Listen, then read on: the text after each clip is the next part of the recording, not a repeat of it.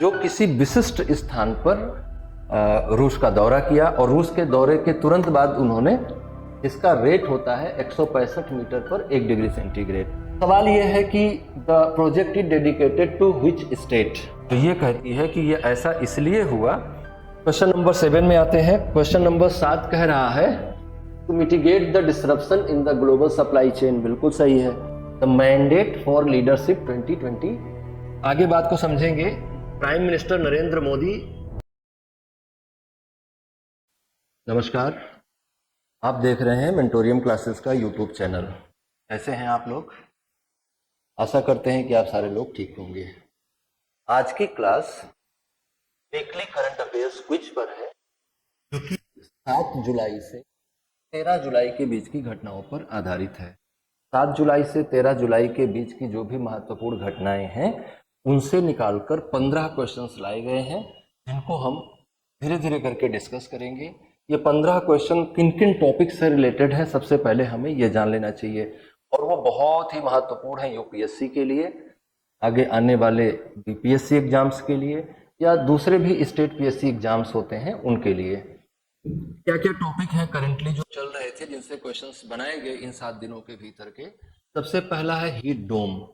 Heat dome एक तरह का प्राकृतिक घटना है, एक तरह की मौसमी घटना है, जो किसी विशिष्ट स्थान पर ऊंचाई पर, जैसे सामान्यतया नीचे से ऊपर जाने पर वायुदाब में कमी आती है, लेकिन अगर इसका उल्टा हो जाए तो ट्रैप कर लिया जाता है हीट को। ट्रैप्ड हीट या ट्रैप्ड वार्म विंड को, हम वार्म एयर को क्या कहते हैं? हीट डोम कहते हैं। अभी और डिटेल में डिस्कस करेंगे इस पे। दूसरा है सेंट एंड्रयू द एपोस्टल। ये सेंट एंड्रयू द एपोस्टल जो है, ये एक अवार्ड है, रसिया गवर्नमेंट के द्वारा दिया जाता है, सर्वोच्च नागरिक सम्मान है। अपर सियांग प्रोजेक्ट अरुणाचल प्रदेश के अपर सियांग डिस्ट्रिक्ट में सियांग नदी पर 11,000 मेगावाट की एक जल विद्युत परियोजना चलाई जा रही है, जिससे रिलेटेड आगे क्वेश्चंस मिलेगा आपको। एपोफिस एक एस्टेरॉयड है जो आने वाले समय में पृथ्वी के बहुत नजदीक आने वाला है। उसके बारे में इसरो के चेयरमैन का एक स्टेटमेंट था। इस संदर्भ में हमने आपसे सोचा कि एपोफिस की चर्चा की जाए। इंडो रसिया रिलेशन भी इम्पोर्टेंट है। अभी हाल ही में हमारे देश के प्रधानमंत्री माननीय श्री नरेंद्र मोदी ने रूस का दौरा किया, और रूस के दौरे के तुरंत बाद उन्होंने ऑस्ट्रिया का भी दौरा किया, और ऑस्ट्रिया में भाषण देने के दौरान गलती से उन्होंने ऑस्ट्रेलिया बोल दिया। तो इंडो रसिया भी है और इंडो ऑस्ट्रिया रिलेशन पर भी कुछ क्वेश्चंस हैं। साफिर सिम्पसन स्केल क्या होता है, ये क्या मापन करता है? इस तरह की बहुत सारी स्केल होती हैं। कोई भूकंप को मापता है, कोई चक्रवात की तीव्रता को मापता है, कोई विंड सर्कुलेशन के इंटेंसिटी को मापता है। तो इसी तरह से एक स्केल है जिसे हम साफिर सैम्पसन स्केल कहते हैं। ये क्या है, इससे जुड़ी हुई कुछ इंफॉर्मेशन है आगे। डिजिटल भारत निधि, एक नया भारत सरकार के द्वारा डिजिटल भारत निधि नाम से एक नया फंड स्टार्ट किया गया है, जो कि कंसोलिडेटेड फंड ऑफ इंडिया का पार्ट होगा। इस पर भी हम लोग चर्चा करेंगे। फ्लर्ट एंड LB1, ये नए कोरोना वेरिएंट्स हैं जिनके बारे में हम बात करेंगे आगे। जिंगम सी पोर्ट, ये केरल में है, इससे जुड़ी हुई कुछ जानकारी हम आपको बताएंगे। और BIMSTEC, bay of Bengal initiative for multi sectoral economic and technical cooperation नाम से एक अंतर्राष्ट्रीय संगठन है, जो कि बे ऑफ बंगाल की रिम के जो नेशंस हैं उनके multi sectoral technical and economic cooperation के लिए बनाया गया है। तो उन पर भी हम ध्यान देंगे। प्रोजेक्ट 2025 जो है, ये कहाँ से जुड़ा हुआ है? और ये बेसिकली अमेरिका से जुड़ा हुआ है, अमेरिका में चुनाव से जुड़ा हुआ है।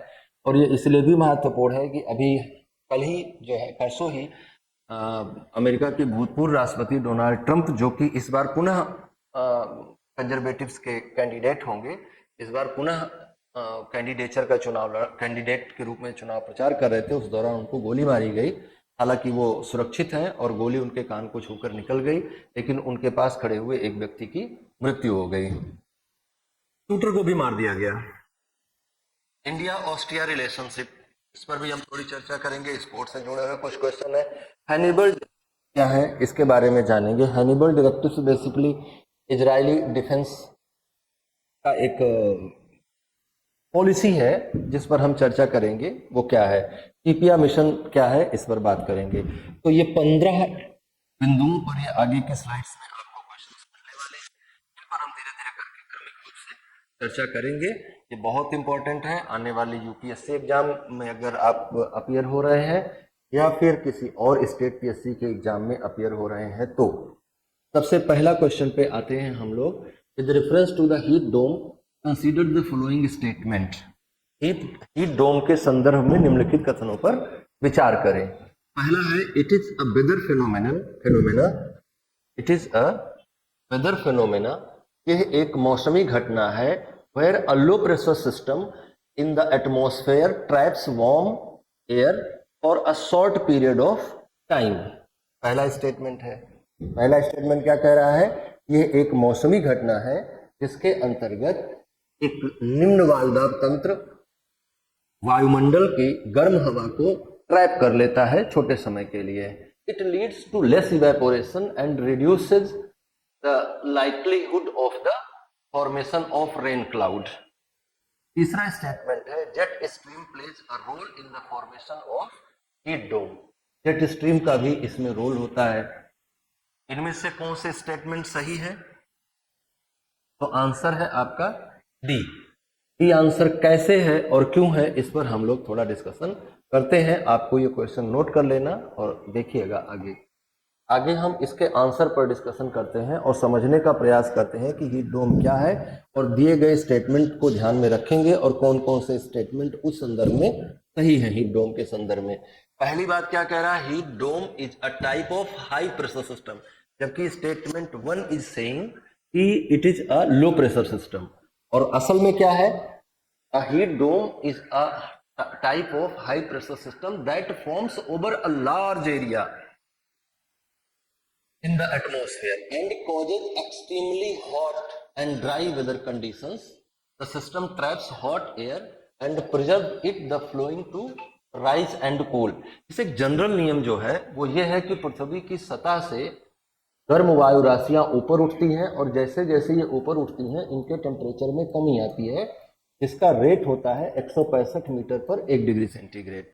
कोई भी वायु राशि अगर पृथ्वी की सतह से 165 मीटर ऊपर जाती है तो उसके तापमान में 1 डिग्री सेंटीग्रेड की गिरावट आती है, और ये ठंडी होकर फिर से भारी होकर और वापस आती है और फिर वायुमंडल से फिर पृथ्वी की सतह से गर्म होती है और फिर ऊपर जाती है। इस प्रकार से एक धारा विकसित होती है जिसे हम लोग कन्वेक्शनल करंट कहते हैं। और ये कन्वेक्शनल करंट इस तरह से काम करने लगती है कि नीचे की एयर हीट होती है, ऊपर की एयर कोल्ड होती है। हीट और कोल्ड का ये इस तरह से साइकिल चलता रहता है। लेकिन इस केस में क्या होता है कि जो ऊपर जाके ठंडी होकर नीचे आने की प्रक्रिया है वो बंद हो जाती है, ट्रैप कर लिया जाता है वार्म एयर को, और वो ऊपर जाकर कूल नहीं हो पाती, उसकी कूलिंग नहीं हो पाती, जिसके कारण से उस एरिया का तापमान बहुत ज्यादा बढ़ जाता है और वो हीट डोम जैसा काम करने लगता है।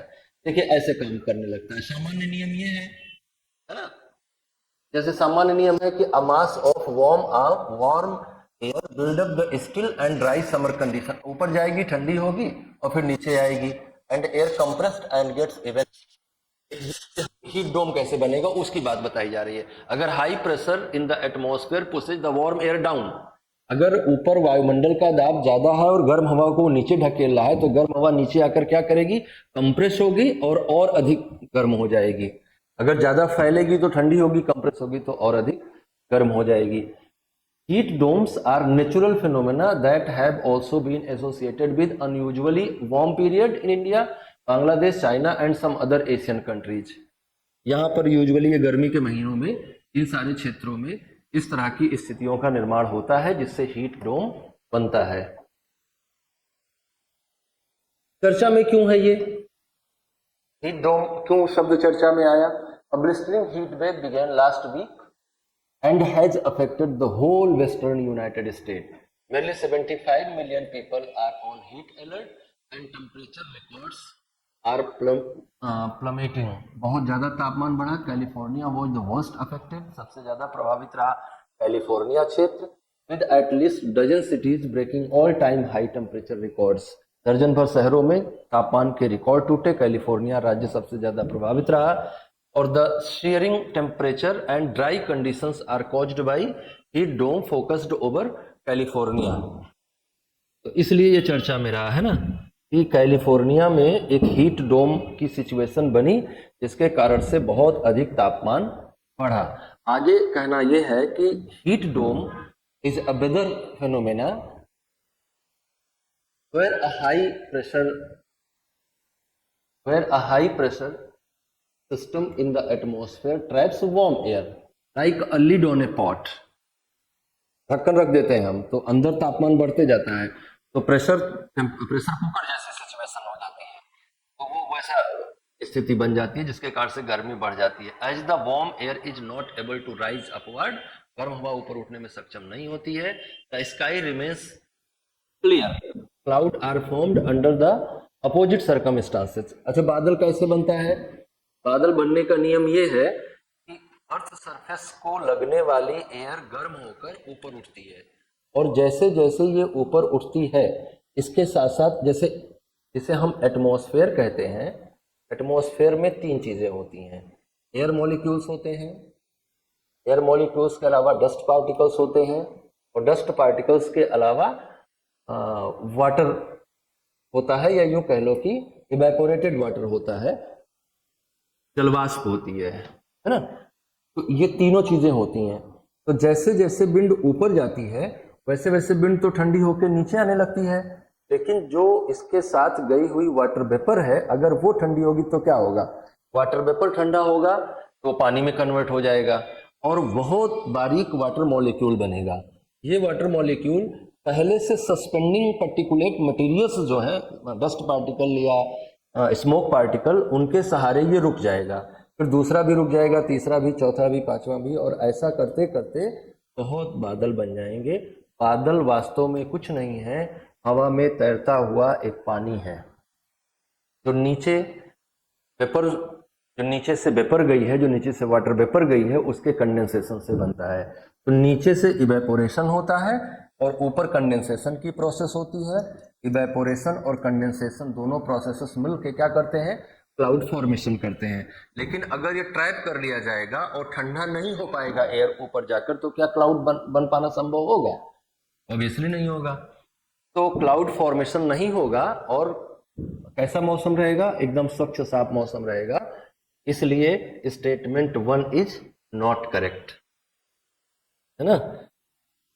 दूसरा है the longer the heat dome remains in one location the warmer circumstances will become with each passing day. तापमान बढ़ता जाएगा, बढ़ता जाएगा, बढ़ता जाएगा।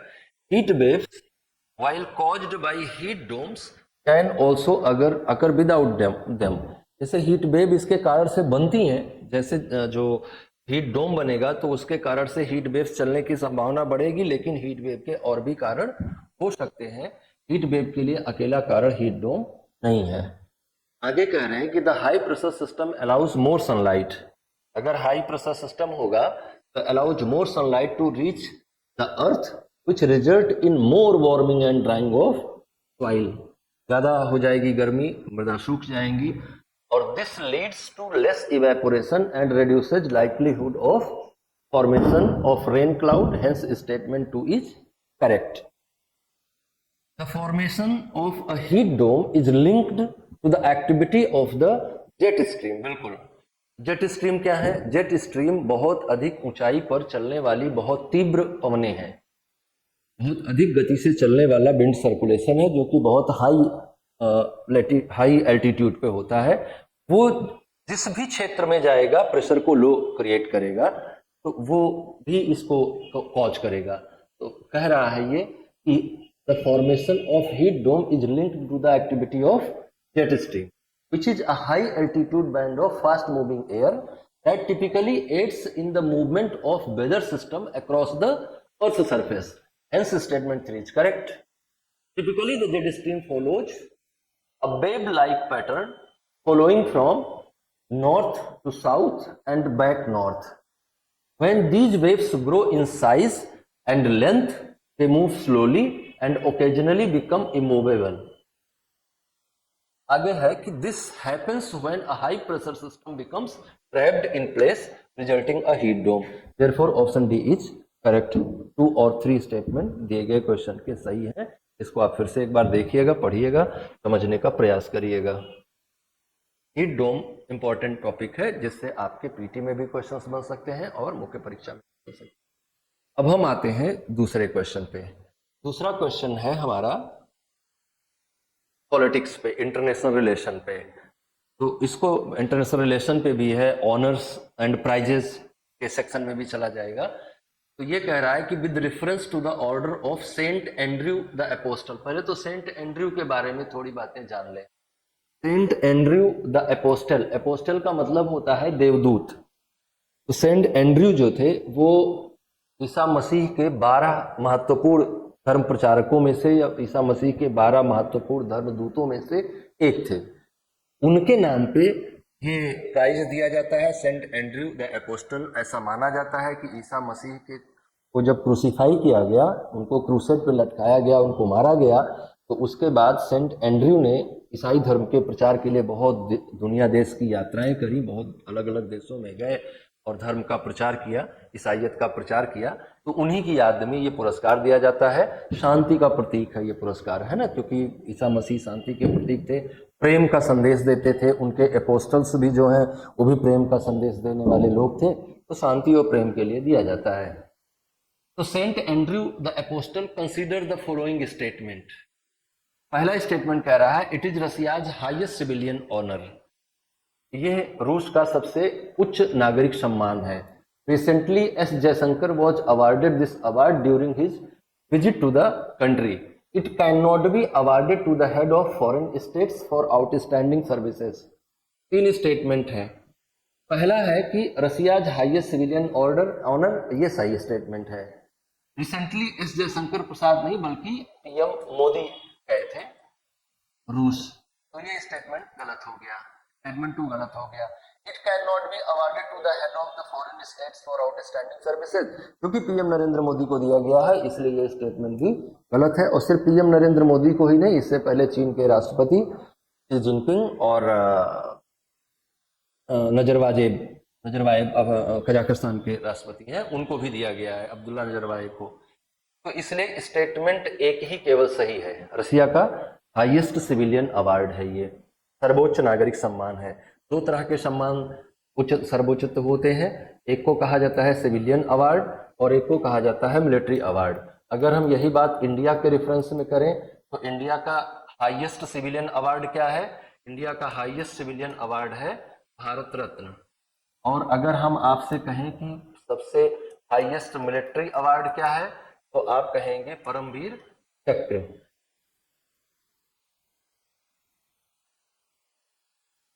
है ना। हाईएस्ट मिलिट्री अवार्ड परमवीर चक्र है, हाईएस्ट गैलेंट्री अवार्ड कह सकते हैं आप उसको, परमवीर चक्र है। और हाईएस्ट सिविलियन अवार्ड जो है वो भारत रत्न है। तो ये आप भारत के संदर्भ में ध्यान रखिएगा।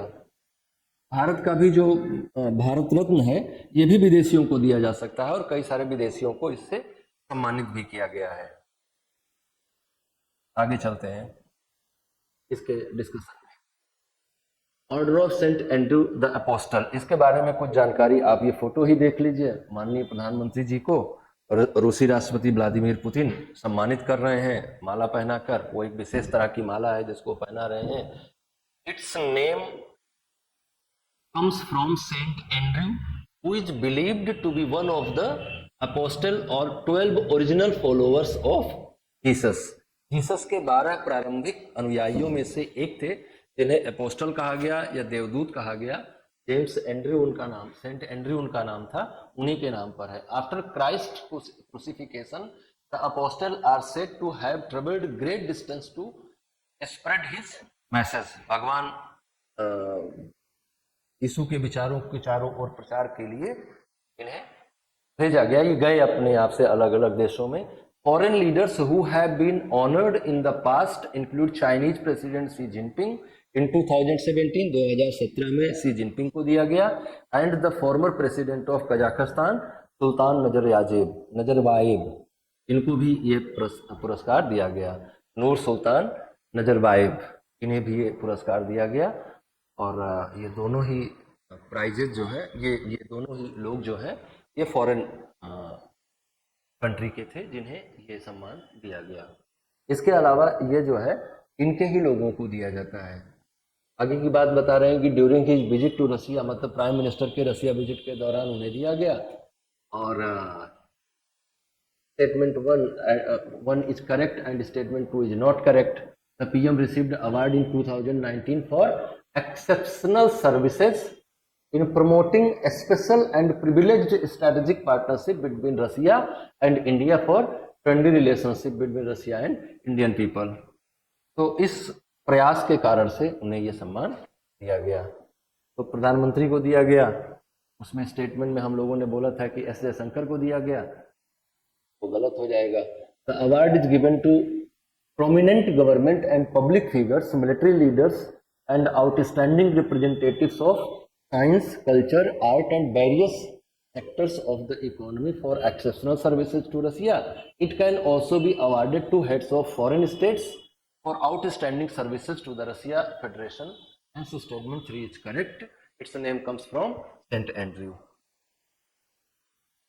Okay. तो नेक्स्ट क्वेश्चन पर चलते हैं, which is question number 3। Question number 3 है Upper Siang project. The Upper Siang project was recently in news. The construction of this dam will submerge more than 300 villages belonging to the Adi tribe. The project is dedicated to which state. ठीक है, 2-3 चीजें यही प्रश्न में ही आपके काम की। पहले तो यह है कि अपर सियांग प्रोजेक्ट है, प्रोजेक्ट का नाम क्या है? अपर सियांग है। तो ये किस नदी पर बनाया जा रहा है? सियांग रिवर पर बनाया जा रहा है। और सियांग जो है वो ट्रिब्यूटरी है ब्रह्मपुत्रा की। तो Upper Siang was recently in news. The construction of dam will submerge more than 300 villages belonging to the Adi tribe. Adi आदिवासी जनजाति है, आदि जनजाति है, जिसके 300 गांव डूब जाएंगे इसमें। और ये एक बहुत दुखद बात है। दरअसल भारत में जो या किसी भी देश में जब भी हम हाइड्रोलिक पावर प्रोजेक्ट लगाते हैं तो एक समस्या होती है कि हम बहते हुए पानी को रोकते हैं। जब हम बहते हुए पानी को रोकते हैं तो रोकने के लिए हम बांध बनाते हैं। बांध बनाते हैं तो पीछे पानी स्टोर होता है। पीछे पानी के स्टोर होने से एक ऐसी सिचुएशन बनती है जिससे बहुत सारा फ्लोरा, फौना, लोग, बहुत सारा चीजें पानी के चपेट में आ जाते हैं और वो नष्ट हो जाते हैं। इससे न सिर्फ लोगों के सर्वाइबिलिटी पर असर आता है बल्कि साथ ही साथ बहुत सारे इन्वायरमेंटल इश्यूज भी खड़े होते हैं। तो बहुत सारे इन्वायरमेंटलिस्ट भी इसका विरोध करते हैं। सवाल यह है कि the project is dedicated to which state? Then answer is Arunachal Pradesh. Arunachal Pradesh जो है वहीं पे ये अपर सियांग रिवर है जहां पर ये प्रोजेक्ट बनाया जा रहा है। और ये 11,000 मेगावाट के आसपास का क्षेत्र होगा, विद्युत उत्पादन करने वाला ऐसा होगा। ये है वेस्ट सियांग डिस्ट्रिक्ट, यहाँ पे बनाया जा रहा है। ये सियांग रिवर है और ये ब्रह्मपुत्रा के साथ मिलती है। तो वेस्ट सियांग हिस्सा जो है, वेस्ट सियांग डिस्ट्रिक्ट जो है, यहाँ पर सियांग प्रोजेक्ट चलाया जा रहा है। और इससे लगभग 300 गांव जो कि आदिवासियों के हैं उनके डूब जाने की संभावना है, जिसका वो लोग विरोध कर रहे हैं। और इसी विरोध के कारण ये समाचार चर्चा में आया। तो आगे देखते हैं।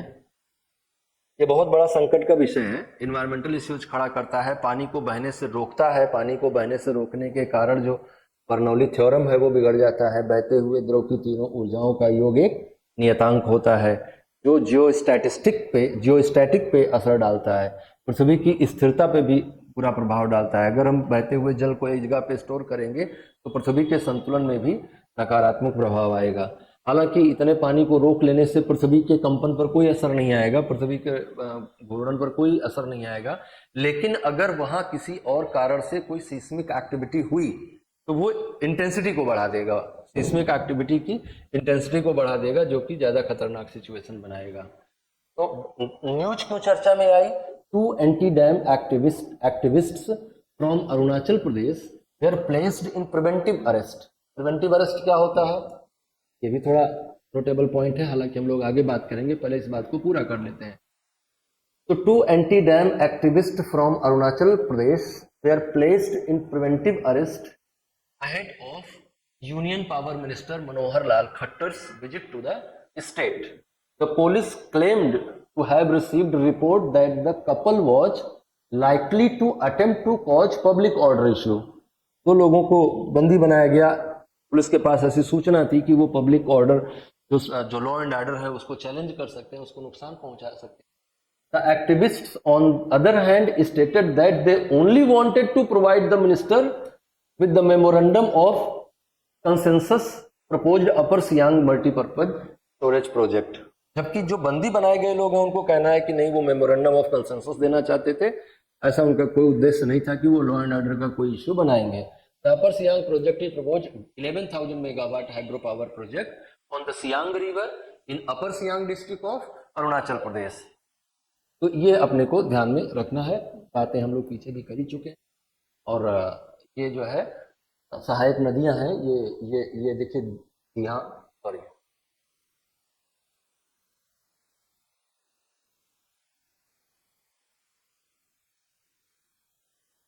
ये आपको रिवर मैप है जिसमें सुबनसिरी, कामेंग, सियांग, दिबांग, लोहित, ये सब नदियां जो हैं ये ट्रिब्यूटरी हैं इसकी ब्रह्मपुत्रा की. तो ये थोड़ा आपको हेल्प मिल जाएगी इससे कि ब्रह्मपुत्रा रिवर सिस्टम के कौन कौन से सहायक नदियां हैं. तो आप लोहित, है ना, दिबांग, सियांग, सुबनसिरी, कामेंग, इन सब का नाम आप याद रखिएगा. ओके, आगे की बात पे चलते हैं. और आगे ये कहा जा रहा है क्या होता है. द सियांग ओरिजिनेट्स, सियांग नदी के बारे में दो बातें आप जानिए. The Siang originates near mount Kailash, mount Kailash के पास से निकलती है, जो कि कहाँ है, तिब्बत में है. And goes by, where it goes by the name of Tsangpo, नाम से जाना जाता है. सांगपो मतलब पवित्र होता है. It traverses more than 1000 kilometer eastward before forming a horse hoe bend around the towering नामचा Barwa peak. नामचा Barwa पहाड़ी के पास ये एक घोड़े के नाल जैसी, जैसे ऐसे आ रही फिर ऐसे करके ऐसे घोड़े के नाल जैसी एक आकृति बनाती है और फिर इंडिया में प्रवेश करती है. The proposed Siang mega dam threatens our ancestral adobe that host delicate ecosystem, wildlife habitats and biodiversity. Activists are also concerned about the communities that will be displaced due to the project, which they say will submerge more than 300 villages belonging to the Adi tribe, including the Upper Siang district headquarters of Jingtiong. तो ये सारी बातें हैं. 300 गांव डूब जाएंगे, biodiversity को loss करेगा, ये और भी बहुत सारी समस्याएं निर्मित करेगा. नेचुरल हैबिटेट जो हैं, नेचुरल हैबिटेट्स जो हैं वाइल्ड लाइफ के, इनको भी नुकसान पहुंचाएगा. और बायोडाइवर्सिटी को सबसे ज़्यादा नुकसान पहुंचाने का, या बायोडाइवर्सिटी को सबसे ज़्यादा लॉस किस कारण से होता है, तो नंबर 1 पे अगर कोई आपसे पूछे कि बायोडाइवर्सिटी को निम्नलिखित में से किन कारणों से सबसे ज़्यादा नुकसान होता है, तो वो क्या है, उनका है उनके नेचुरल हैबिटेट का नष्ट होना. नेचुरल हैबिटेट के नष्ट होने से सबसे ज्यादा बायोडाइवर्सिटी को लॉस हुआ है. अच्छा, बायोडाइवर्सिटी क्या है? बायोडाइवर्सिटी है किसी पर्टिकुलर प्लेस पे पाए जाने वाले type of flora and fauna को हम क्या कहते हैं, कलेक्टिवली बायोडाइवर्सिटी कहते हैं. फ्लोरा मीन्स पौधे और फौना मीन्स जीव. तो जीवों और वनस्पतियों की जो प्रजाति किसी एक विशिष्ट क्षेत्र में पाई जाती है उसको हम कलेक्टिवली बायोडाइवर्सिटी कहते हैं. इनको दो चीज़ें बहुत तेज़ी से नुकसान पहुंचाती हैं. पहला तो जो इनके नेचुरल हैबिटेट है उनका नष्ट हो जाना, और दूसरा है कि किसी ऐसे एलिमेंट को इस क्षेत्र में ले आना जिसके लिए ये यूज टू नहीं है. पानी कर दोगे वहाँ पे तो बहुत सारे पौधे, जैसे मान लीजिए कि कोई ये एरिया है जहाँ का एक एवरेज एनुअल टेम्परेचर है, एक एवरेज एनुअल रेनफॉल है, स्पेसिफिक टाइप का सॉइल टाइप है, तो यहाँ पर जो वेजिटेशन डेवलप होगा या यहाँ पर जो बायोडाइवर्सिटी डेवलप होगी वो वहाँ के रेनफॉल, वहाँ के सॉइल टाइप, वहाँ के टेम्परेचर, इन सब के अकॉर्डिंग डेवलप होगी. और अगर इनमें से कुछ भी तुम बदलोगे, इसमें से आप कुछ भी बदलेंगे तो क्या होगा, सबसे पहला लॉस बायोडाइवर्सिटी के लिए होगा, जैव विविधता के लिए होगा. तो ये चैलेंजेबल है और ये प्राकृतिक रूप से ठीक नहीं है, लेकिन हमारे पास विद्युत संकट को देखते हुए इसके अलावा कोई रास्ता भी नहीं है ना. तो ये एक समस्या है, इसका कोई समाधान नहीं है. The term Apophis was recently in news. It refers to comet, asteroid, Jupiter, Moon, quasar. So it refers to asteroids. Asteroid क्या होते हैं? क्षुद्रग्रह होते हैं। सूर्य के चारों ओर सारे ग्रह चक्कर लगाते हैं। इनमें से बुध, शुक्र, पृथ्वी, मंगल और उसके बाद फिर बृहस्पति, मतलब कि मार्स, जुपिटर। मार्स और जुपिटर के बीच में एक बेल्ट पाई जाती है जिसमें बहुत सारे भारी संख्या में छोटे छोटे पिंड हैं जो कि बड़े इर्रेगुलर हैं, और ये जो है चक्कर लगा रहे हैं। ये भी सूर्य की परिक्रमा कर रहे हैं, पूरी की पूरी बेल्ट सूर्य की परिक्रमा कर रही है। इरेगुलर है, आपस में टकराते रहते हैं। इन पे टकरा के टूट जाने से कई बार कुछ हिस्से पृथ्वी की ओर चले आते हैं, जिन्हें आप उल्का पिंड कहते हैं, जिन्हें आप मेटेराइट्स कहते हैं, मेटेओर्स कहते हैं। तो मेटेओर्स के रूप में आते हैं। लेकिन इन्हीं में से अगर किसी की ऑर्बिट ऐसी हो जाए जिससे वो पृथ्वी के आसपास होके गुजरे तो वो चर्चा का विषय बन जाता है। तो ऐसा ही एक एस्टेरॉयड है जिसका नाम है एपोफिस। ये 2004 में ढूंढा गया था और इसको ये 2029 में पृथ्वी के बहुत पास से गुजरेगा। इस संदर्भ में एक स्टेटमेंट आया इसरो के चेयरमैन का, इसरो चीफ का, कि क्यों ना हम वहां पर जाके उससे मिल के आए। तो उसी लिए चर्चा में आया और मैंने इसको अपने डिस्कशन में शामिल किया। तो एस्टेरॉइड्स क्या है अगर हम डिफाइन करना चाहें तो asteroids are small rocky objects that orbit the sun. Although asteroids orbit the sun like planets, they are much smaller than planets. छोटे होते हैं, इसलिए इनको हम एस्टेरॉइड कहते हैं या क्षुद्रग्रह कहते हैं। There are lot of asteroids in our solar system, most of them live in the main asteroid belt. Main asteroid belt कहाँ है? कई बार एग्जाम में पूछा गया है, between the Mars and Jupiter. Mars और जुपिटर के बीच में एक एस्टेरॉइड बेल्ट है, अभी जो पीछे हमने बताया। तो वहीं अधिकांश एस्टेरॉइड पाए जाते हैं। ये है आपका एपोफिस और ये है अर्थ। तो एक सिचुएशन ऐसी आएगी कि वो सबसे पास में आ जाएगा और ये दूरी जो है वो लगभग 32,000 किलोमीटर की रहेगी। इस दौरान हम जाकर वहां पर उस पर कुछ रिसर्च कर सकते हैं, और अगर हम जाने में सफल हुए, इसका मतलब ये हुआ कि अगर भविष्य में कोई भी एस्टेरॉइड भारत की ओर आता है तो हम उससे लड़ने के लिए सक्षम होंगे। एस्टेरॉइड कैसे बने? Asteroid are left over from the formation of our solar system. हालांकि बहुत बड़ा मिस्ट्री है कि हमारा सोलर सिस्टम कैसे बना, लेकिन इस संदर्भ में जो सबसे एक्सेप्टेड थियरी है वो ये है कि एक बिग बैंग हुआ था, बिग बैंग से सारा मटेरियल बाहर आया और बादलों, गैसों का और सामग्रियों का एक बादल बना, जिसके एक जगह पे कंडेंस हो जाने से सूर्य बना, और सूर्य से फिर हमारी सूर्य से आकाशगंगा बनी, आकाशगंगा में सूर्य बना, और सूर्य से फिर हमारे ग्रह उपग्रह बने। क्योंकि हमारा अभी आज का विषय ये नहीं है, इसलिए हम इस पर बहुत ज्यादा डिटेल में नहीं जाना चाहेंगे। Our solar system began about 4.6 billion year ago. तो बहुत पहले शुरू हुआ। Big cloud of gas and dust collapsed. When this happened, most of material fell to the center of the cloud and formed the sun. फिर सन में क्या हुआ?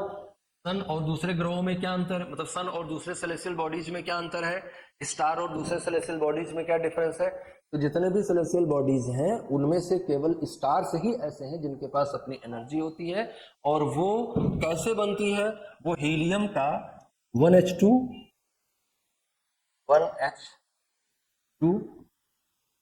Plus hydrogen का हीलियम में संलयन होता है ना, 1H2 plus 1H2 equal to 2He4 plus energy. तो जब भी दो हल्के नाभिक टकराकर एक भारी नाभिक का निर्माण करते हैं, दो हल्के न्यूक्लियस टकराकर एक हैवी न्यूक्लियस बनाते हैं, तो दोनों के द्रव्यमान में कुछ न कुछ ह्रास होता है।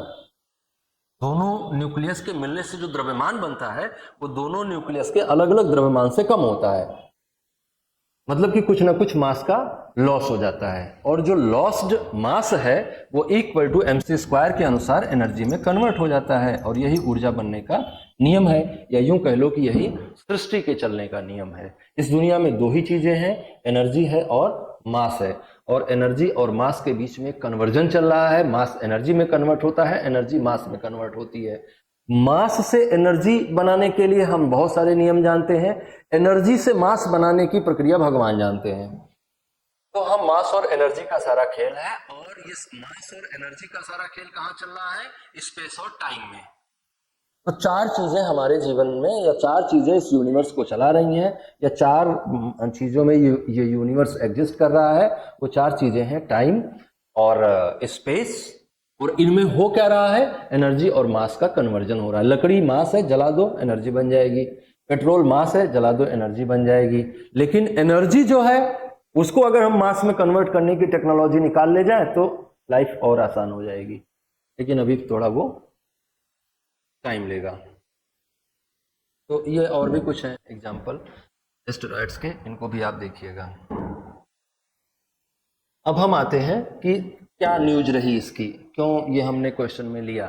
तो S Somnath, chairman of the Indian Space Research Organisation, ISRO है, बेंगलोर में स्थित है, स्टेटेड दैट, उन्होंने कहा कि we should be able to go and meet the asteroid Apophis when it passes Earth at the distance of 3200 kilometre in 2029। 2029 में जब ये पास करेगा तो हम जा सकते हैं और उससे मिल सकते हैं, है ना। और अगर हम जाने और मिलने में सफल रहे तो Somnath word reflect ISRO's intention to develop capabilities in planetary defence, something it has not previously pursued. बहुत इंपॉर्टेंट बात है ये। A trip to investigate an asteroid would be the first step towards developing a strategy to prevent celestial bodies from colliding with Earth, potentially with catastrophic results। जब टकराती है तो बहुत भयानक रिजल्ट आता है। ऐसा माना जाता है कि पृथ्वी पर पहले डायनासोर हुआ करते थे, माना क्या जाता है हुआ ही करते थे, मूवी भी आपने देखी ली होगी। अब उन डायनासोर्स का समापन कैसे हुआ, तो उसके लिए बहुत सारे थियरीज लोगों ने डेवलप करी, लेकिन उनमें से एक थियरी ये भी है, तो ये कहती है कि ये ऐसा इसलिए हुआ क्योंकि एक बहुत बड़ा एस्टेरॉयड पृथ्वी से टकरा गया था। When Apophis was found in 2004, astronomers predicted at a 2.7% risk of colliding with Earth। Highest probability है ये कि ये कोलाइड करेगा, ये पृथ्वी के साथ टकराएगा। Initially observations indicated that if not in 2029 Apophis could strike Earth in 2036 और 2068 because of the asteroid size. It is around 450 metre wide at its widest point. An impact with Earth may cause significant devastation. Some experts compared the potential impact to the disaster that wiped out dinosaurs and most other forms of life approximately 66 million years ago। उतना खतरनाक होगा अगर ये टकराएगा, लेकिन आप बिल्कुल चिंता मत करिए, आपको कोई नहीं मारने वाला है आपके अलावा। आपके कुकर्म ही अंत में आपको खत्म कर देंगे पृथ्वी से। आप खुद ही इतना व्यूह रचना कर चुके हैं पृथ्वी पर जीवन समाप्त करने के लिए कि एस्टेरॉयड को कोई कष्ट उठाने की जरूरत नहीं है। आप ही इतना तैयारी कर चुके हैं पृथ्वी को नष्ट करने की, आप ही इतना बम बना चुके हैं, आप ही इतना मिसाइलें बना चुके हैं, आप ही इतना युद्ध कर चुके हैं, आप ही इतना युद्ध लेके बैठे हुए हैं मन में कि आप ही खत्म करेंगे पृथ्वी को और कोई नहीं खत्म करेगा। तो बिल्कुल डरने की बात नहीं, क्योंकि अभी जो रिसर्चेज है वो कुछ और बता रही हैं। आगे देखेंगे तो पता चलेगा कि subsequent investigations revealed that these initial fears were baseless। The Earth was not at jeopardy from apophysis in 2029, 2036 और 2068। वो ना तो 2029 में टकराएगा, ना 2036 में टकराएगा, ना 2068 में टकराएगा। The asteroid will approach closest to the Earth in 2029, passing at the distance of 32,000 kilometre. Apophis जो है वो 32,000 किलोमीटर नज़दीक से पृथ्वी के गुजरेगा। आप अपनी आंखों से उसको देख सकेंगे। इंतजार करिए, 2029 में आपको दिखाई देगा। This is close enough to be visible with naked eye and it is also the distance at which some communication satellite function. बहुत पास में है, बहुत सारे कम्युनिकेशन सैटेलाइट भी इस ऊंचाई पर काम करते हैं। कम्युनिकेशन सैटेलाइट पृथ्वी के वायुमंडल के एक्सोस्फीयर में आइनोस्फीयर में रखे जाते हैं और आइनोस्फीयर से ही रेडियो वेव्स टकराकर फिर से पृथ्वी पर वापस आ जाती है। ये बात भी आप ध्यान रखेंगे। चलते हैं क्वेश्चन नंबर 5 पर। यात्रा लंबी है, 15वें क्वेश्चन तक पहुंचना है, इससे थोड़ा स्पीड को बनाए रखेंगे। Consider the following: Kamov helicopter, C-17 Globemaster, Sukhoi 30 MKI fighters, MH-60R Seahawks, T-90 tanks. Which of the following equipment given above in part of the Indian-Russia agreement? Bharat और रूस के समझौते के तहत कौन कौन से हथियार इसमें शामिल किए गए हैं? चलिए आंसर की ओर चलते हैं। The visit to Russia is a signal of New Delhi commitment to its partners with Moscow. Moscow के साथ हमारे संबंध बहुत प्राचीन है और हमारा एक कमिटमेंट इसको प्रदर्शित करता है। India's tie with Russia date back 7 decades, लगभग 7 दशकों से 70 वर्षों के आसपास से हमारे और रशिया के बेहतर संबंध है। मतलब कि after the independence of India Bharat और रूस के साथ बेहतर संबंध बने रहे, है ना। तो बहुत सारे सेक्टर्स में है।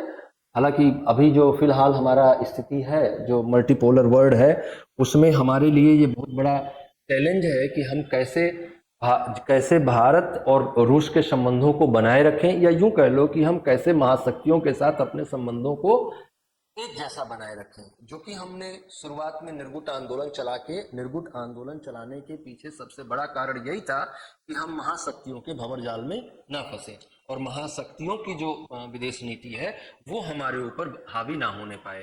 तो हमारे लिए आज भी वो बहुत बड़ा चैलेंज है। हमने कहा कि बहुत सारे सेक्टर में हमारे इनके रिलेशन अच्छे रहे। Defence is by far the strongest component of the strategic alliance, with nuclear and space cooperation also playing a vital role.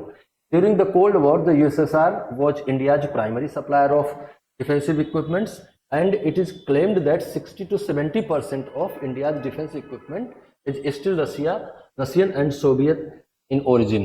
60 से 70% हमारे पास जो युद्ध हथियार हैं वो कहीं ना कहीं रशियन ओरिजिन के हैं, या तो रशिया से लाए गए हैं या तो रशिया के साथ टेक्नोलॉजी पार्टनरशिप करके बनाए गए हैं।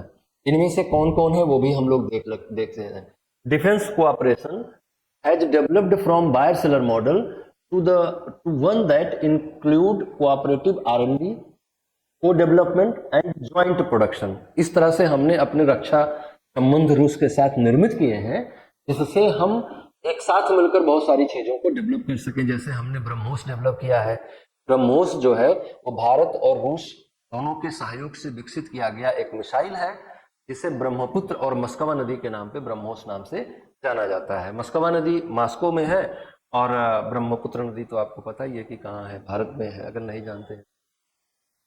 तो इसमें क्या क्या हम लोगों ने किया है: S-400 Triumf mobile surface to air missile system, MiG-29 fighter planes and Kamov helicopters, as well as license manufacturing to T-90 tanks, Su-30 MKI fighters, AK-203 assault weapons and BrahMos supersonic cruise missile। तो option A जिसमें सारे ही शामिल थे वो इसमें आएगा, ये सही होगा। Admiral Gorshkov was the former Soviet and Russian vessel that served as one of the Indian Navy two aircraft carriers, the INS Vikramaditya. Admiral Gorshkov ने INS विक्रमादित्य के नाम से भारतीय नेवी में सेवा दी और इंपॉर्टेंट रहा, हालांकि अभी वो है नहीं। आगे चलिए, क्वेश्चन नंबर 6 पे है। The Saffir Simpson scale is used to measure intensity of what? किस चीज की तीव्रता का मापन करती है? तो आपके पास ऑप्शन है अर्थक्वेक, सुनामी, फ्लड, हरिकेन्स। तो आंसर क्या होगा? हरिकेन्स के को मापती है। कैसे मापती है? जो साफिर सिम्पसन स्केल है वो कैसे मापती है? हरिकेन। अच्छा, ये मैंने क्यों पूछा, अभी हाल फिलहाल में हरिकेन का न्यूज था। तो hurricane Beryl became the earliest storm on record during the Atlantic hurricane season to have reached the highest category 5 classification. Saffir Simpson 5 category बताता है। पहली कैटेगरी लोएस्ट कैटेगरी है, lowest speed of air, lowest speed of wind है, और 5 category में जाने का मतलब कि बहुत ज्यादा है।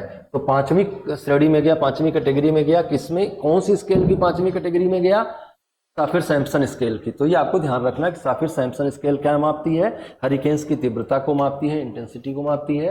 Hurricanes are classified using the Saffir Simpson hurricane wind scale into 5 categories, category 1 to category 5 based on their sustained wind speeds. While category 1 storm have wind ranging from 119 to 153, 119 से 153 किलोमीटर के बीच की अगर विंड का speed है तो उसको हम scale 1 में रखेंगे, और स्केल 5 में रखेंगे तो 252 किलोमीटर पर 252 किलोमीटर प्रति घंटा या उससे अधिक की स्पीड से अगर वो होगा तो हम 5 में रखेंगे, मतलब बहुत खतरनाक हो जाएगा ये। Storm that reach category 3 or above are classified as big hurricanes because they have the potential to cause severe damage. तो अगर वो 3 के ऊपर है तो वो हमेशा खतरनाक कंसीडर किए जाते हैं और बहुत सीवियर डैमेज क्रिएट करते हैं। और सोचो कि जो 5 पे पहुंच गया वो कितना डैमेज क्रिएट कर रहा होगा। क्वेश्चन नंबर 7 में आते हैं। क्वेश्चन नंबर 7 कह रहा है कि with reference to the digital Bharat Nidhi consider the following statement. It would replace the erstwhile Universal Service Obligation Fund USOF। ये एक तरह का फंड था, यूनिवर्सल सर्विस ऑब्लिगेशन फंड। और दूसरा स्टेटमेंट कह रहा है as per the telecom act contribution made by the telecom companies towards the division will first be credited to the consolidated fund of India. The states will responsible for the depositing the collected fund to division from time to time. तीनों ही statement सही है ना? तो इसमें answer D होगा कि तीनों स्टेटमेंट सही है। थोड़ा इसके बारे में डिटेल से बात करते हैं। डिटेल से बात करने के लिए आपको पहले तो ये जानना है, इसमें 2-3 चीजें जानने वाली हैं। जैसे एक तो आपको ये जानना है कि कंसोलिडेटेड फंड क्या है। तो कंसोलिडेटेड फंड ऑफ इंडिया है ना, कंसोलिडेटेड फंड ऑफ इंडिया का प्रोविजन आर्टिकल 266 में किया गया है। और ये कहा गया है कि भारत सरकार को जितना भी टैक्स और नॉन टैक्स रेवेन्यू से इनकम होगा वो सब कहाँ जाएगा, तो वो सारा का सारा आर्टिकल 266 के तहत जो प्रोविजन किया गया है कंसोलिडेटेड फंड ऑफ इंडिया का या भारत की समेकित निधि का, उसमें जाएगा। तो भारत की समेकित निधि में धन कहाँ से जाता है? 2 जगहों से जाता है, टैक्स रेवेन्यू और नॉन टैक्स रेवेन्यू। सारा ही मतलब जो रेवेन्यू है वो सब आर्टिकल 266 के अंतर्गत जो प्रोविजन है उसमें जाएगा, कंसोलिडेटेड फंड ऑफ इंडिया में जाएगा। इसके बारे में और थोड़ा डिटेल हम लोग लेते हैं इसके डिस्कशन में। तो इसके डिस्कशन में आते हैं तो पता चलता है कि the department of telecommunication has announced draft guidelines to operationalise the digital Bharat Nidhi in a new endeavor by the central government to increase cellular access in rural areas। ग्रामीण क्षेत्रों में जो सेलुलर सर्विसेज हैं उनको और ज्यादा बढ़ाया जाएगा, इसके लिए इस निधि का निर्माण किया गया है। Digital Bharat Nidhi would replace the erstwhile universal service obligation fund which is pool of fund generated by a 5% universal service levy charge upon the telecom fund operators on their adjusted gross revenue. तो उनका जो भी adjusted gross revenue होता था, कुल gross revenue जो होता था उसका 5% उनको इसमें देना पड़ता था, उनको देना पड़ता था यूएसओएफ में, जिसका मतलब है यूनिवर्सल सर्विस ऑब्लिगेशन फंड। ये जो भी टेलीकॉम कंपनियां होती थी अपने रेवेन्यू का 5% इनको देती थी। लेकिन अभी क्या होगा, अभी वो भारत निधि वो उसमें जाएगा, डिजिटल भारत निधि में जाएगा। According to the Telecom Act, contribution paid by telecom firms, the Digital Bharat Nidhi shall first be deposited to the Consolidated Fund of India। वो भारत के Consolidated Fund of India में जाएगा। मतलब ये है कि अगर Consolidated Fund of India में जाएगा तो वो बजट में फिर शो किया जाएगा कि किस मद में इसको खर्च किया जा रहा है। हालांकि वो इसी पर अगर वो Consolidated Fund of India का पार्ट बन गया तो ये जरूरी नहीं है कि वो रूरल सेलुलर एक्सेस के लिए ही खर्च किया जाए, क्योंकि अगर रूरल सेलुलर एक्सेस के लिए ही खर्च किया जाना है तो उसके लिए स्पेशल पर्पज फंड बनाना होगा। तो CFI gets all of the government's revenues including loan proceeds and loan repayments.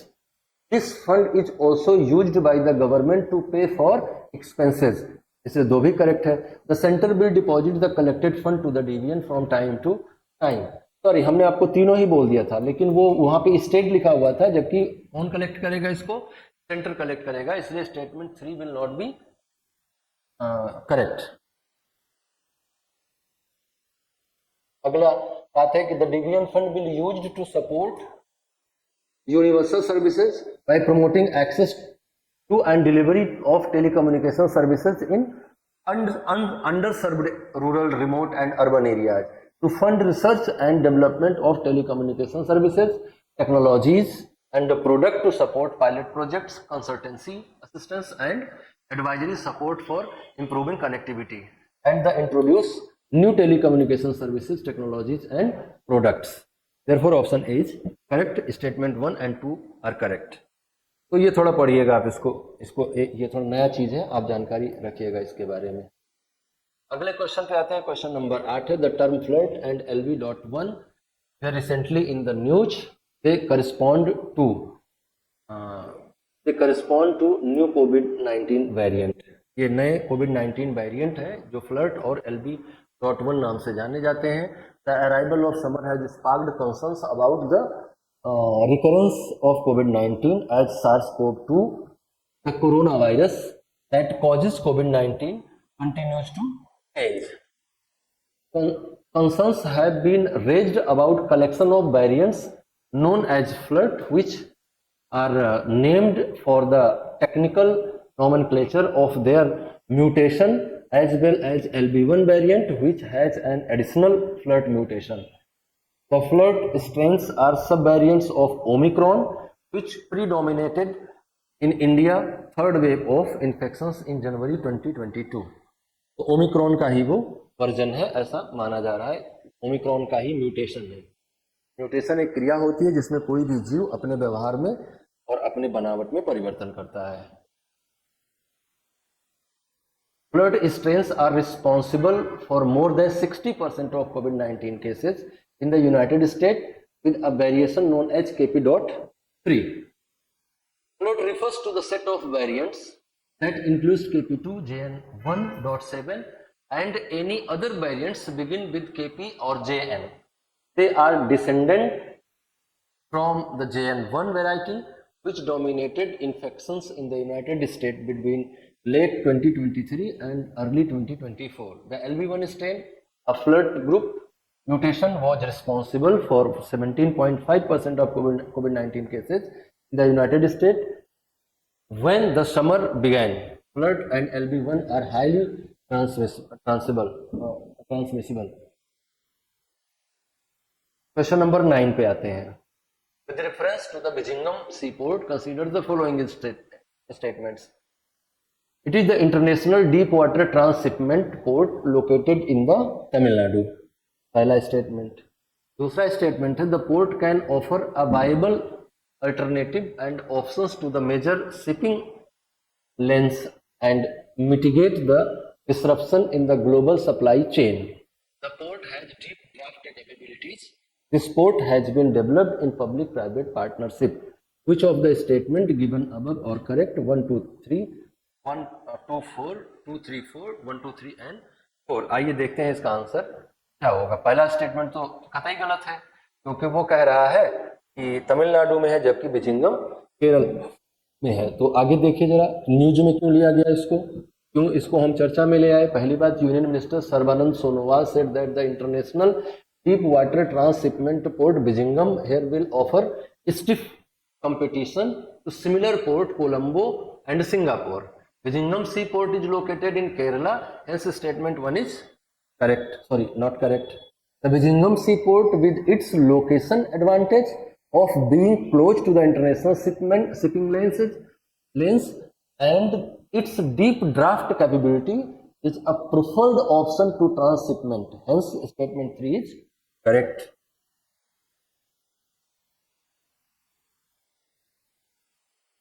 आगे कह रहा है कि this port will offer a viable alternative and options to the major shipping lanes to mitigate the disruption in the global supply chain. बिल्कुल सही है, तो ये स्टेटमेंट 2 भी करेक्ट है।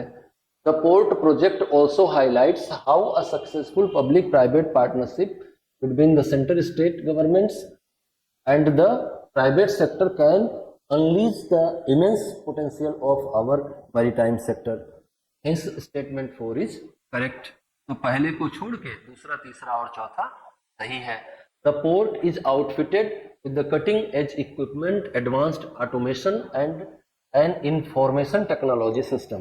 विजिंगम will be India's first semi automated port with a full commission scheduled for September और October 2024.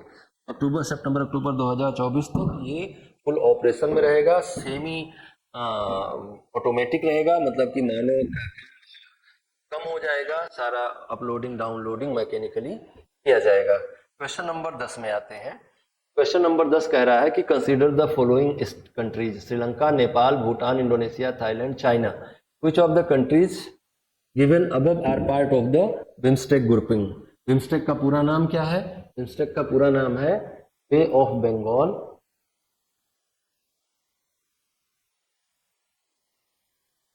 Initiative for multi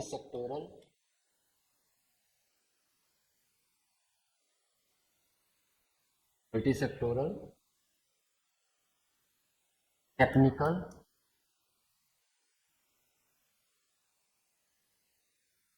and economic cooperation. बात समझ में आई? लेकिन ये पहले इसका ऐसा नाम नहीं था, पहले इसका नाम था Bangladesh, India, Myanmar, Sri Lanka, Thailand, Indonesia, China, ऐसा करके इनका नाम था, नामों के आधार पर इनका नाम था।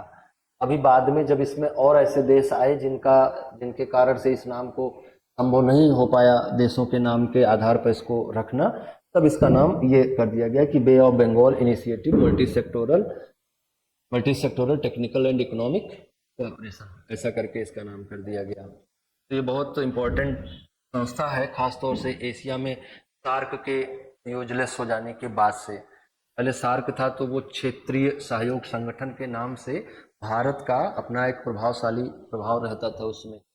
तो prime minister Narendra Modi reformed India's commitment क्यों चर्चा में आया, पहले उसको हम लोग देख लेते हैं, फिर देखते हैं कि कौन कौन से लोग इसके मेंबर्स में शामिल है। तो prime minister Narendra Modi reaffirmed India's commitment to the 7 nation BIMSTEC grouping, emphasizing its importance as an engine of economic and social development.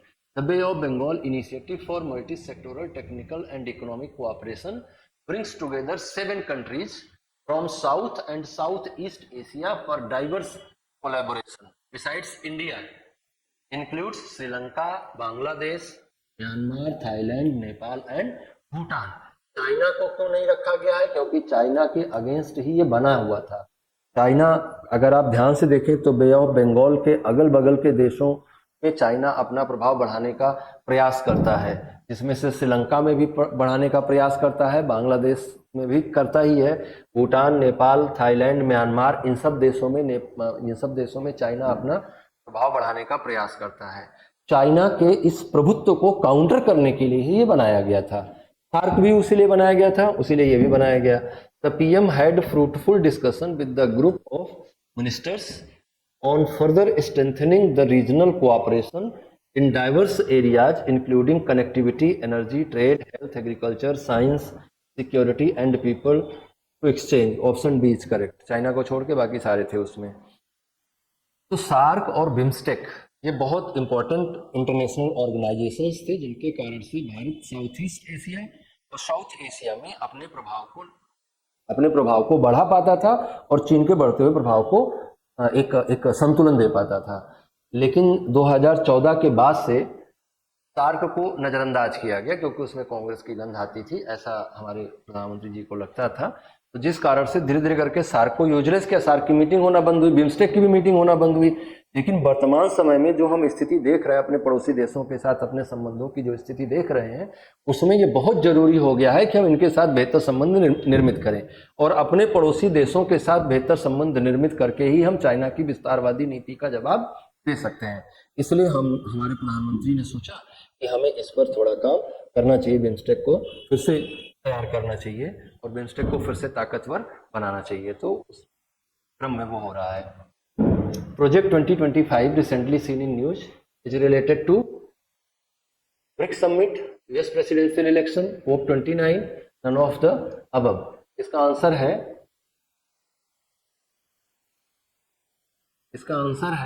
US presidential election.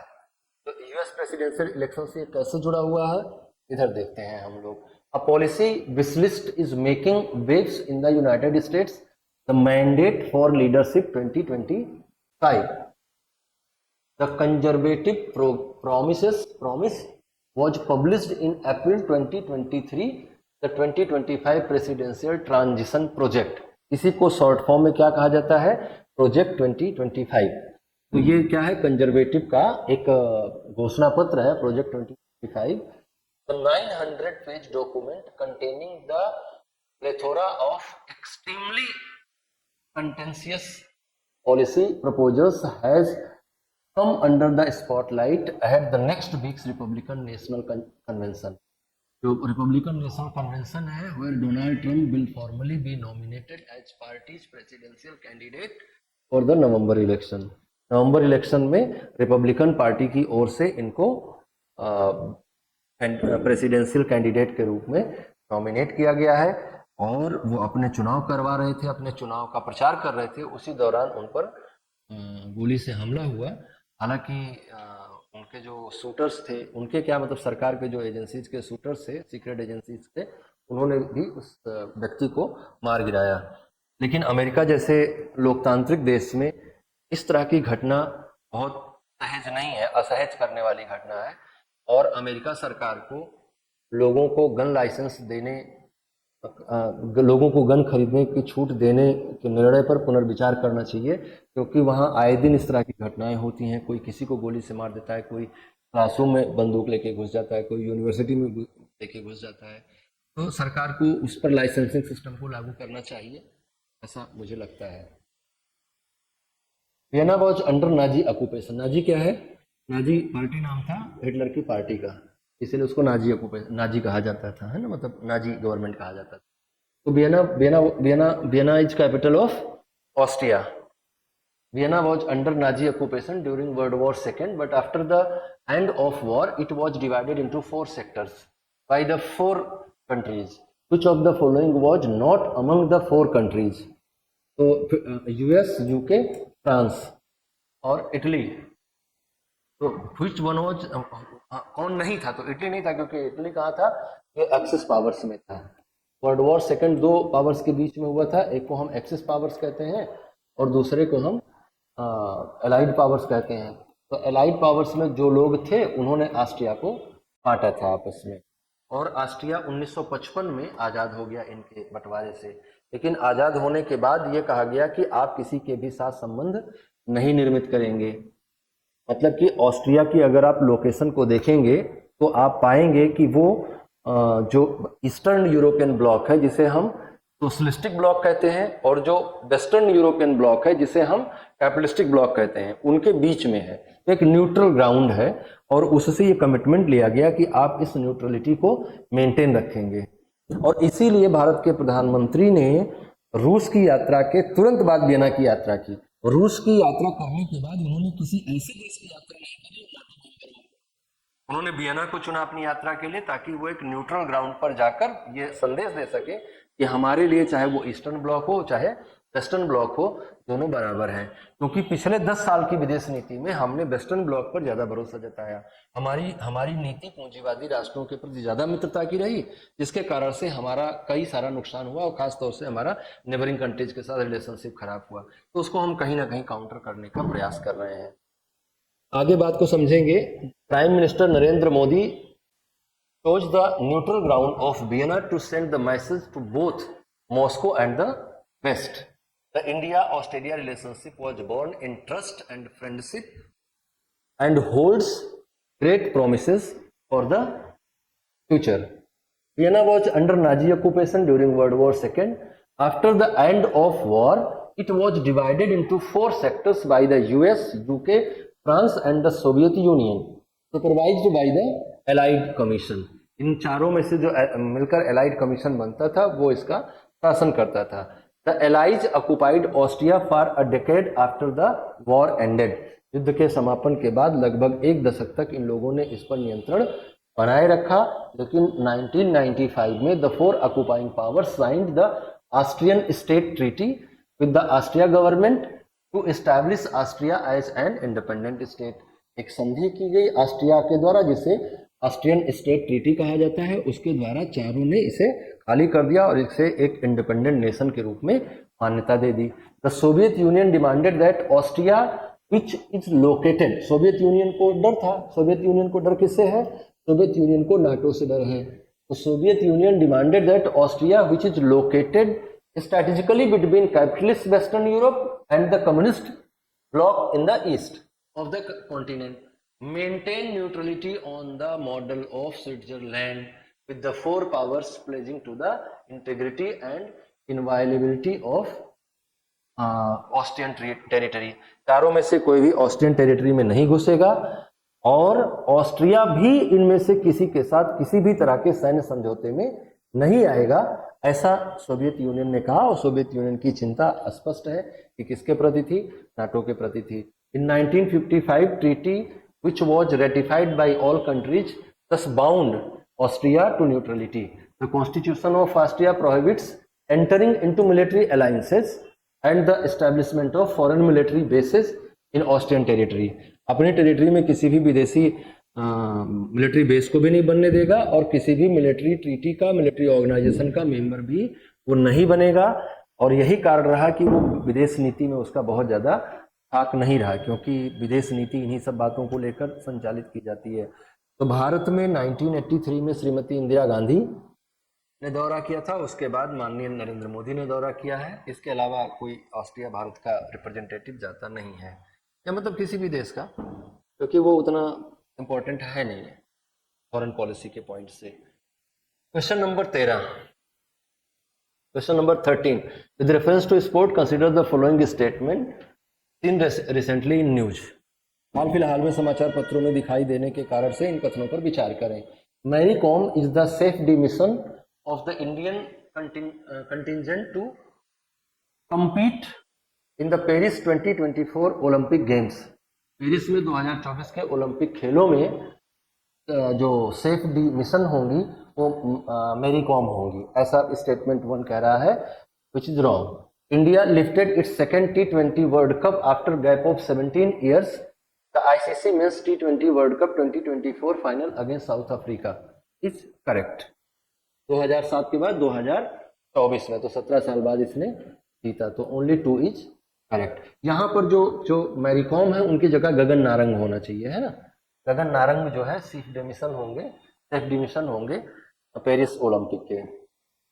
4 time Olympian and 2012 Olympic games men's 10 metre air rifle bronze medallist Gagan Narang was on Monday chosen by the Indian Olympic Association to replace Mary Kom as the safe demission of the Indian contingent to compete in the Paris 2024 Olympic Games beginning in July 26। तो इसमें 2-3-4 बातें आपको ध्यान रखनी है, हालांकि जब वो होगा तो हम लोग फिर से चर्चा करेंगे। Hence statement 1 is not correct. India lifted its second T20 World Cup after gap of 17 years in the ICC Men's T20 World Cup 2024 final against South Africa. Earlier, India won the T20 World Cup in 2007. Hence, statement 2 is correct. Therefore, option B is correct answer. तो ये 2 बातें आप खेल से जुड़े ही हैं, आप जानते ही हैं। क्रिकेट के बारे में तो आप लोगों से बेहतर कौन ही जानता होगा, लेकिन ये आप गगन नारंग वाली बात याद रखें। Question number 14, Hannibal directive recently seen in news is related to environment, defence, trade, sports. Guess करिए क्या है? डिफेंस है ये। दरअसल जो इजरायली आर्मी है उसका एक विवादित कार्यक्रम है जिसका नाम है हैनिबल प्रोसेस कहते हैं उसको, कहीं कहीं उसको हैनिबल डायरेक्टिव्स कहते हैं। और वो है बेसिकली क्या कि कोई भी इजरायली सैनिक कभी भी किसी दूसरी सेना के पकड़ में नहीं आना चाहिए, भले ही हमें अपने ही सैनिक को मारना पड़ जाए। अगर इजरायली सेना को ऐसा लगे कि उनका सैनिक दुश्मन की सेना की पकड़ में आ रहा है तो अपने सैनिक को बचाने के बजाय अपने सैनिक को ही मारने की जो पॉलिसी है उसका नाम है हैनिबल डायरेक्टिव्स। हालांकि वो स्वीकार नहीं करते कि ऐसा कोई डायरेक्टिव्स हमने दे रखा है सेना को। ये थोड़ा कंट्रोवर्शियल है, लेकिन अभी चर्चा में आया तो हमने सोचा कि आपके साथ इस पर बात की जानी चाहिए। Hamas raided southern Israel on October 7, है ना। हमास और हमास एक आतंकवादी संगठन है जो कि फलस्तीन पे शासन कर रहा है, और फलस्तीन और इजराइल के बीच में संघर्ष की स्थिति बनी रहती है हमेशा, और हमेशा इस संघर्ष की शुरुआत फलस्तीनी आतंकवादियों या हमास के आतंकवादियों द्वारा की जाती है। रॉकेट से हमले किए जाते हैं, ऐसा ही इन्होंने फिर से किया, और हमास ने रॉकेट से हमले किए 7 अक्टूबर पिछले साल 2023 को। Israeli defence force activated the Hannibal directives. इसमें इजरायली सेना ने फिर से हैनिबल डायरेक्टिव्स को एक्टिवेट किया, हालांकि वो मानने के लिए तैयार नहीं है इस बात को। purported operational doctrine of using maximum force to ensure no soldier are captured even if it means sacrificing military and civilian lives, a media investigation has found।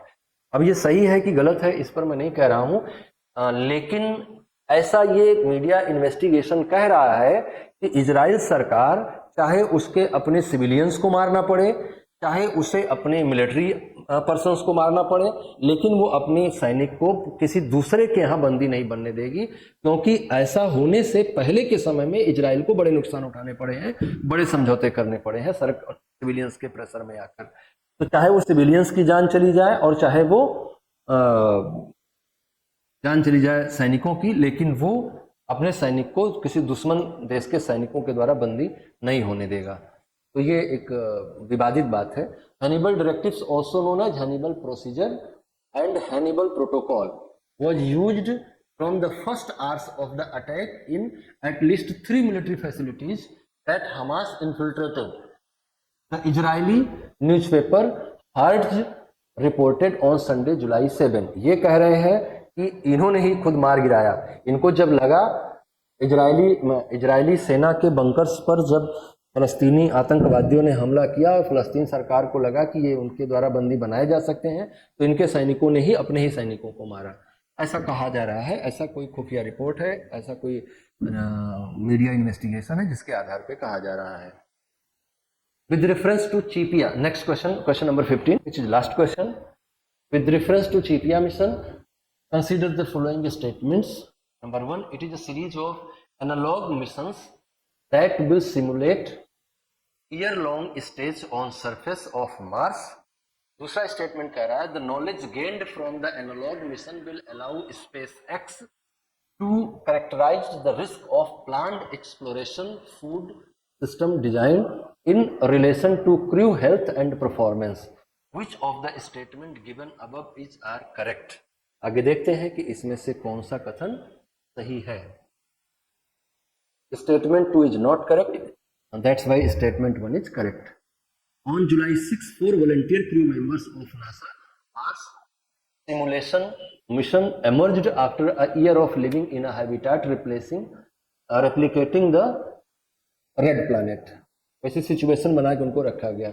ऐसा statement 1 is correct. A part of NASA's crew health and performance exploration analog ईपिया project it was the first of 3 planned simulation to understand the challenges Mars poses for space floors. तो ये बातें आप ध्यान रखेंगे, और यहाँ तक की बातें हमें करनी थी। 15 प्रश्न हमने 15 बिंदुओं पर किए। आपने धैर्यपूर्वक हमारी बात को सुना, इसके लिए हम आपके बहुत आभारी हैं। और अगर आपको ये वीडियो अच्छा लगे तो आगे भी बढ़ाइएगा। धन्यवाद।